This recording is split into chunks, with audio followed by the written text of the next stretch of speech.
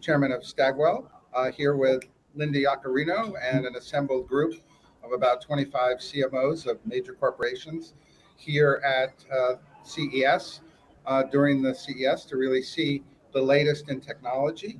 And we're graced with Elon Musk, who has consented to give us some of his time to answer some of these really burning questions about technology, how it's going to develop and change our lives, and Sure. how some of his interactions with government may also change our lives as well. Yeah. And so if I might start off with kind of a big overall question, and I'll do some questions, and then we'll get some questions in from the group. I have to say that I've been actually a Tesla owner for many years. Oh, great. Thank you. You're clearly someone of great taste. I know. I will say that I drove from Miami to Fort Lauderdale to meet my brother for dinner, about 40 miles. And I did not touch, well, I touched the wheel. But let me tell you that the Tesla... the car drove itself, is what you're saying. And you did not need to intervene. It did not need me for this entire ride. Yeah. So it's pretty magical. It's like when you tell people that they've not experienced it, they don't believe you. Yeah. Yes, and I didn't believe me either. Because I've been a skeptic about how far it would go. Sure. And your latest releases of software are really incredible. So I encourage people to try them. As a big question, and in that vein, coming in the next decade, what do you think is going to be the greatest advances in technology that will affect people's lives? What should they be expecting to see here from technology in their lives? Okay. I don't want to blow your minds, but AI is going to be big. I feel confident in that prediction. But the funny thing is, if you go back even 5 years ago, certainly 10 years ago, 10 years ago, even 15 years ago, I was saying AI is going to be like this massive thing that has deep super intelligence, smarter than the smartest human. People thought I was kidding. And they thought that's ridiculous. There's no way a computer is going to be smarter than a human and be able to do all these complicated things. And now, the latest AIs are able to pass complicated tests better than most humans. Like they can pass the medical test better than like 80% of doctors or something. AI can diagnose radiography better than most people who've been doing it their whole life. So that's just accelerating, obviously. I think probably, if you haven't seen Jensen's talk, it's excellent. And it really shows how much AI is advancing. And it's advancing on the hardware front, on the software front, in terms of data. There's like the new sort of thing is synthetic data, because we've actually run out of all the books, and you literally run out of, you take the entire internet and all books ever written and all interesting videos, like you don't need 1,000 cat videos that are exactly the same, but all the interesting videos. And you distill that down into tokens, essentially bits of information. And we've now exhausted all of basically the cumulative sum of human knowledge has been exhausted in AI training. That happened basically last year.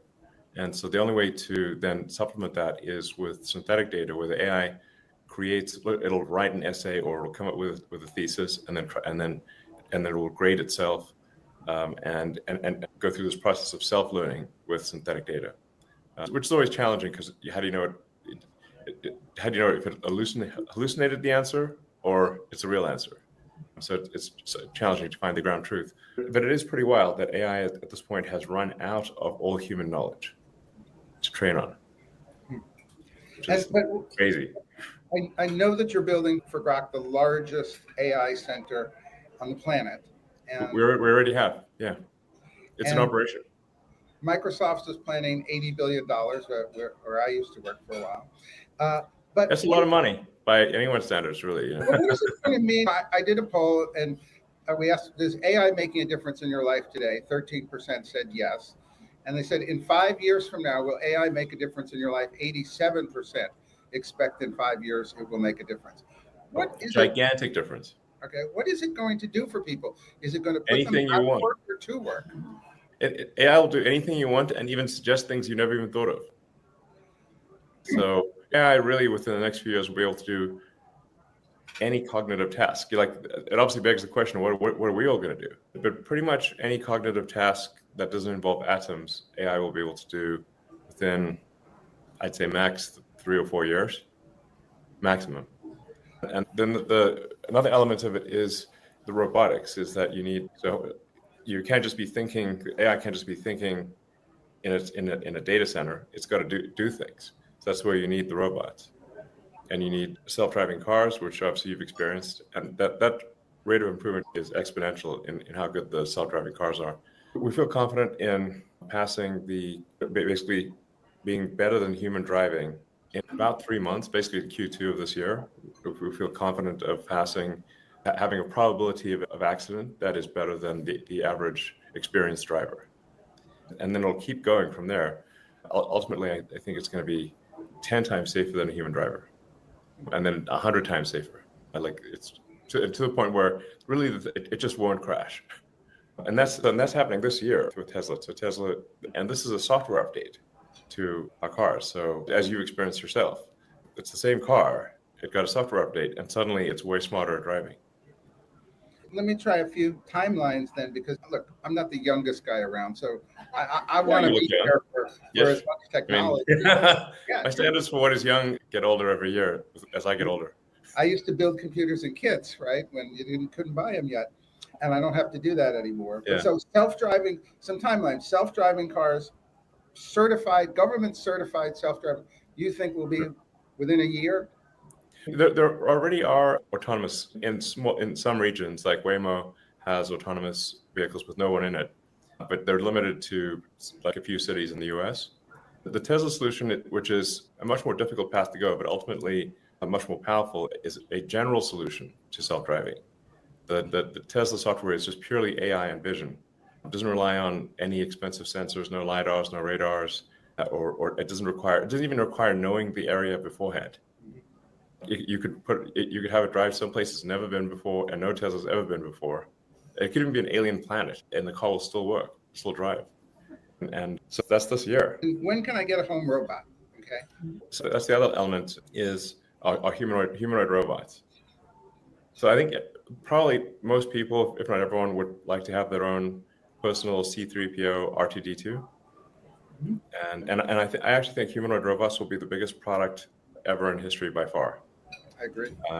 Yeah, it's just wild, because you can just say, well, every human is going to want one, most likely, and some will want two, and then there'll be all of industry in terms of providing products and services.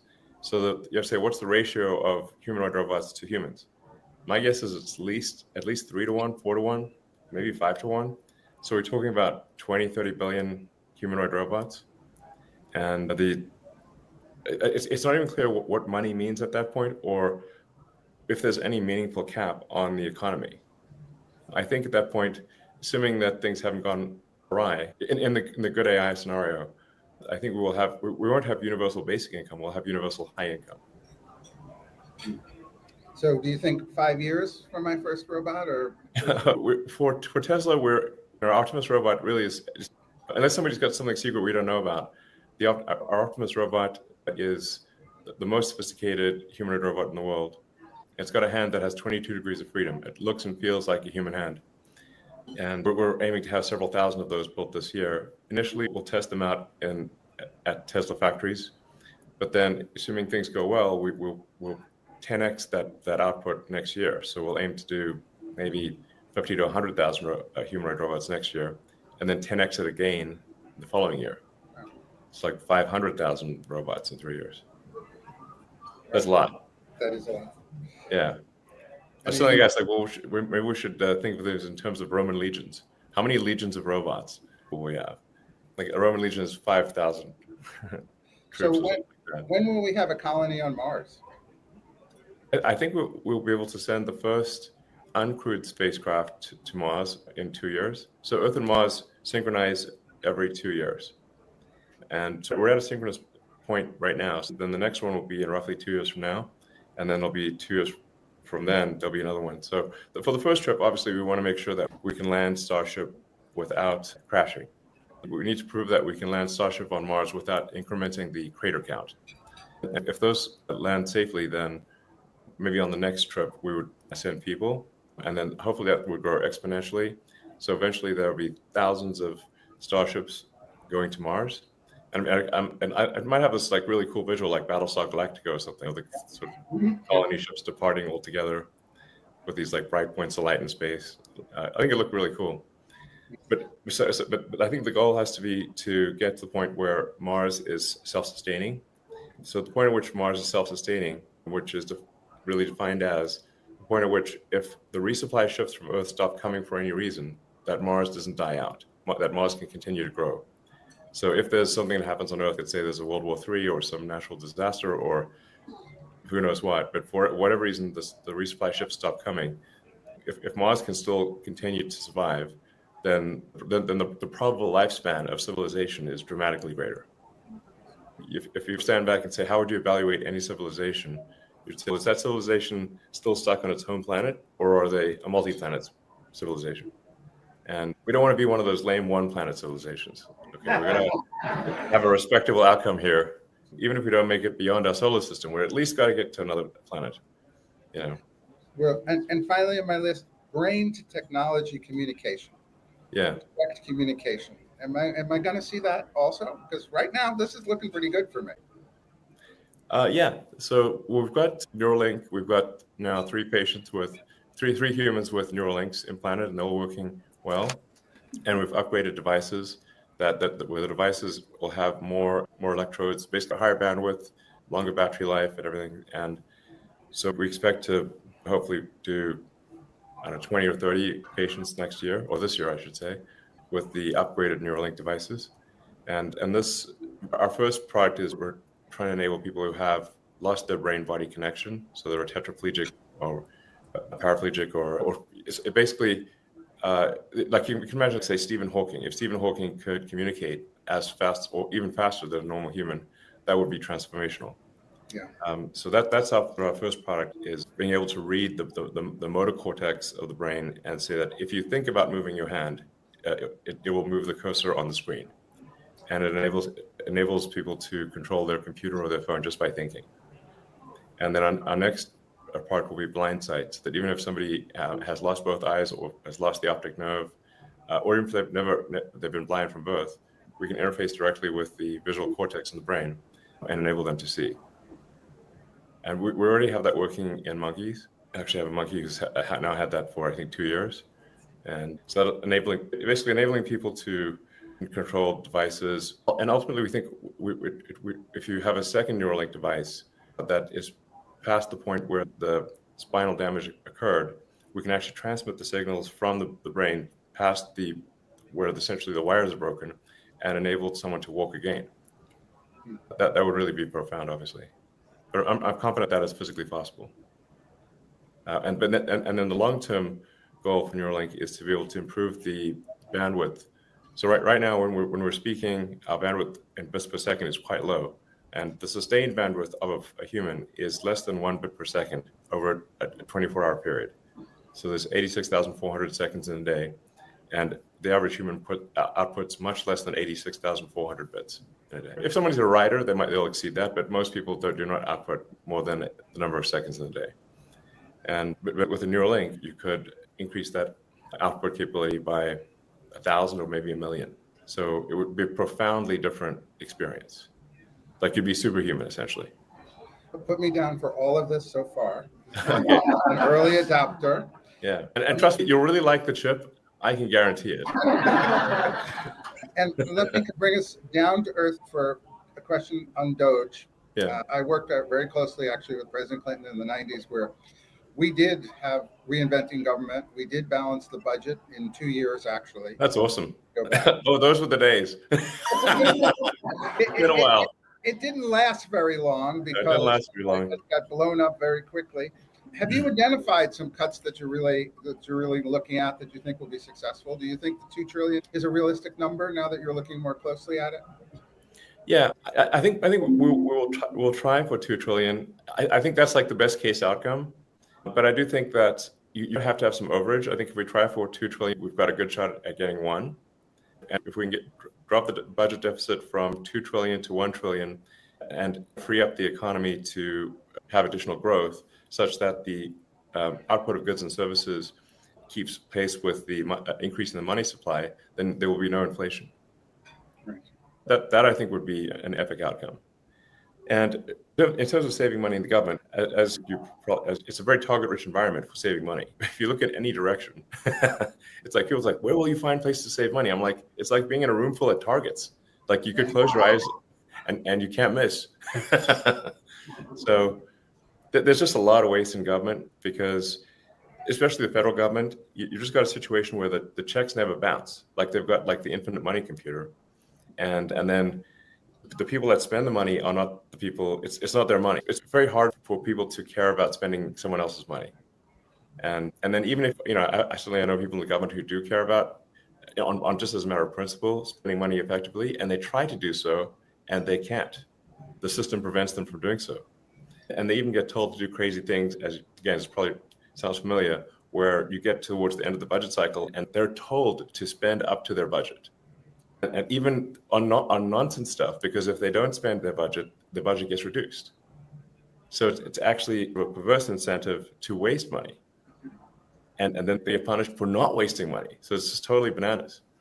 I agree. You will find, I did a mathematical analysis in terms of how government used to do things. So if you take the Brooklyn Bridge or the Lincoln Tunnel and you adjust it for inflation, the infrastructure bill should actually get you 4,000 adjusted Lincoln tunnels, which of course it's not, because government is not as efficient as it used to be. No, exactly. Essentially, that we've had an accumulation of laws and regulations that make basically any large project essentially illegal. and even if you try to do it, you've got to spend way more money on the paperwork than on the thing itself. And then it gets delayed. And so there's an element of DOGE which is very important, which is looking at regulations and getting rid of ones where the harm is worse than the good. Like you said, any given regulations, okay, there's some amount of good, some amount of harm. What's that ratio? Is it like, and there's a lot of regulations where, frankly, they're completely nonsensical. And we want to get rid of nonsensical regulations that do not serve the public good. Linda Yaccarino, in her keynote here, mentioned the DOGE thing, and she got enormous applause. So I think the country is really waiting to see this effort. They're behind it. They're optimistic. Let me try to get in one more topic here before I get one or two other questions out there, which is obviously Mark Zuckerberg made an amazing 180-degree turn. That's cool. What's your reaction to what he did and his acknowledgement, frankly, that the government was in fact censoring things, or he was censoring things, or the government, or some combination thereof? Yeah, there's no question. I mean, 1,000% the government was censoring things. We know that for a fact from the Twitter files.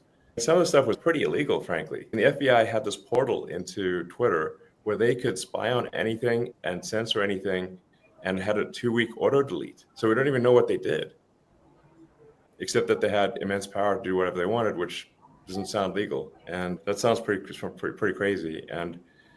But there was also a lot of self-censoring, and I don't know, there was just a lot of censoring going on. And I think I feel very strongly that you have to have freedom of speech to have a functioning democracy. If you don't have freedom of speech, freedom of expression, then how do you know what's really going on?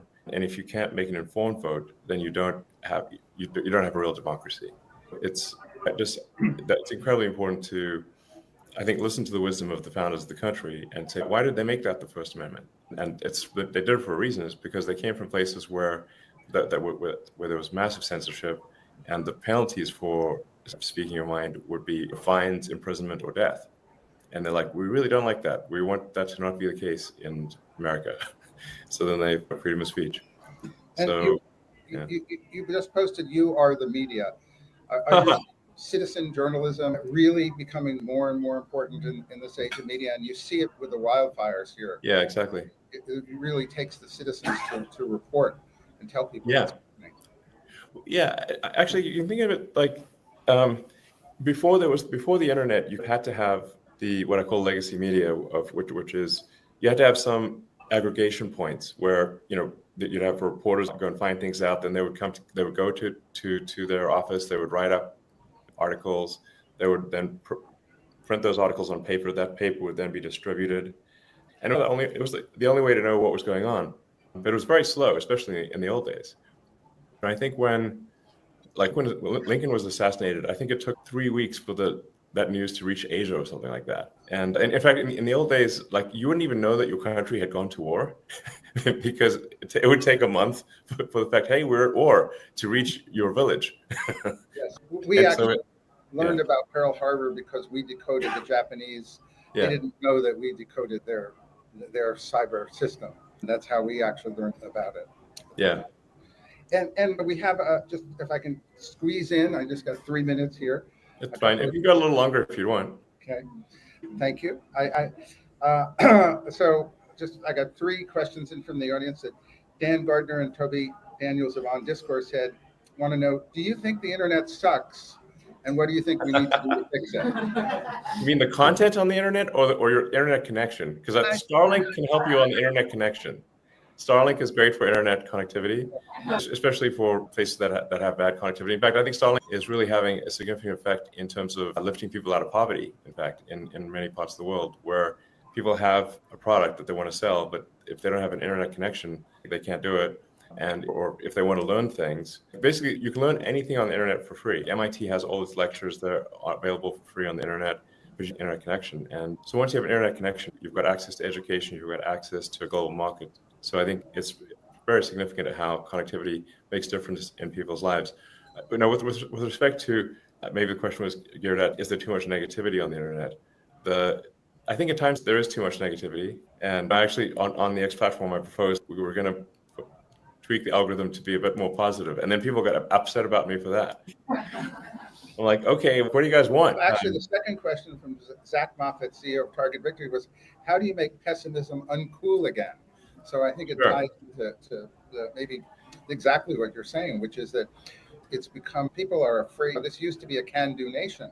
Yeah. So always very positive. And now the country, when I ask if we're on the right track or the wrong track, they never say that we're on the right track anymore. Okay. There is an well, I hopefully with this, I'm actually pretty optimistic about the next. I think we have the potential for a golden age. So we need to. It's very important to get rid of the mountain of regulations that are holding things back. And I don't mean there's some good regulations, but there's just so much that we just can't get anything done. You take the California wildfires, for example. We really need to have fire breaks, and we need to clear the brush back away from houses, and we need to make sure the reservoirs are full. These are all kind of obvious things, but due to a bunch of environmental rulings, you can't actually do that in California. So they're not allowed to do the fire breaks, and they're not allowed to push the brush back away from houses because it might hurt some like red-legged frog or something like that. It's like some sort of creature, usually a creature you've never heard of, that is preventing this from occurring.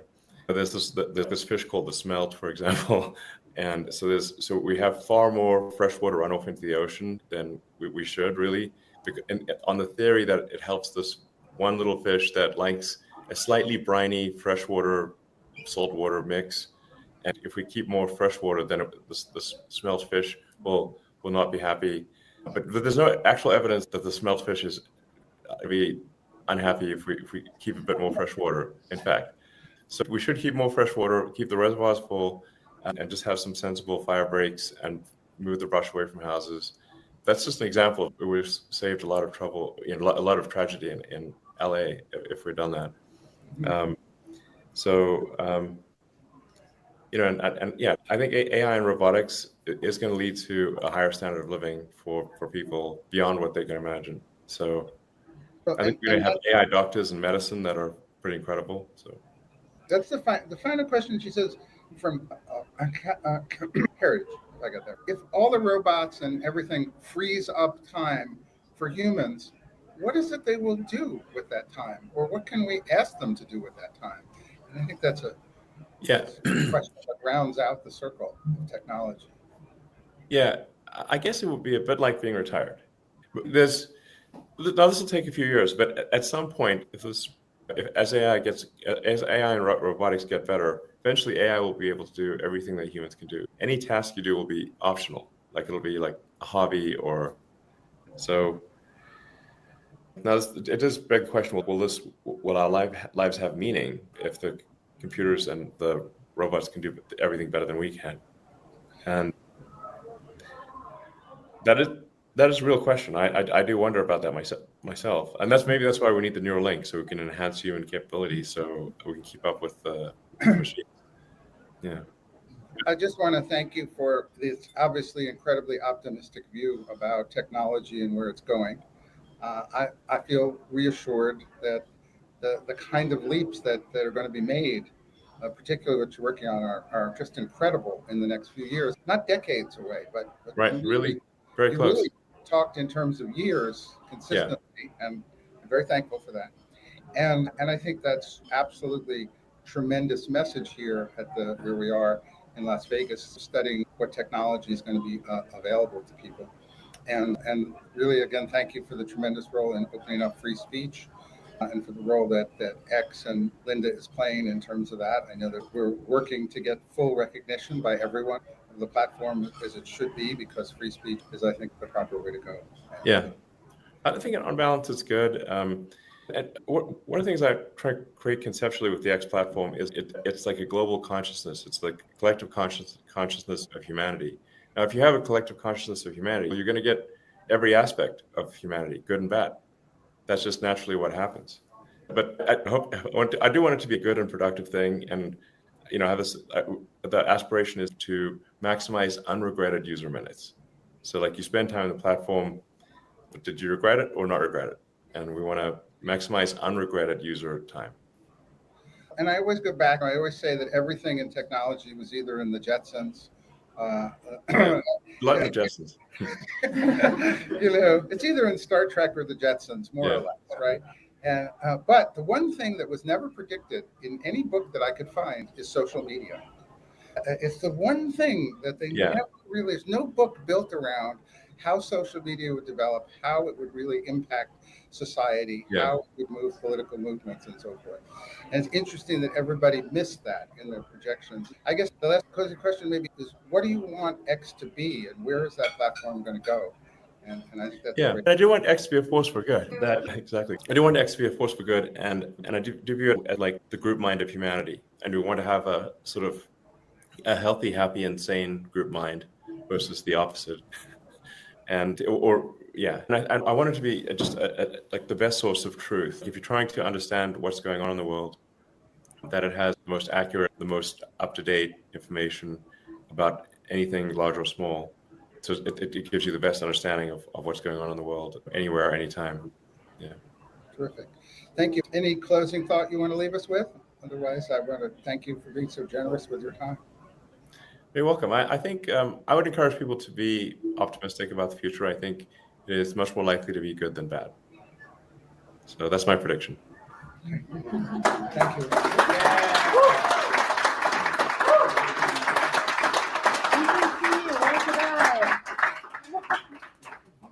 All right. Thanks, guys.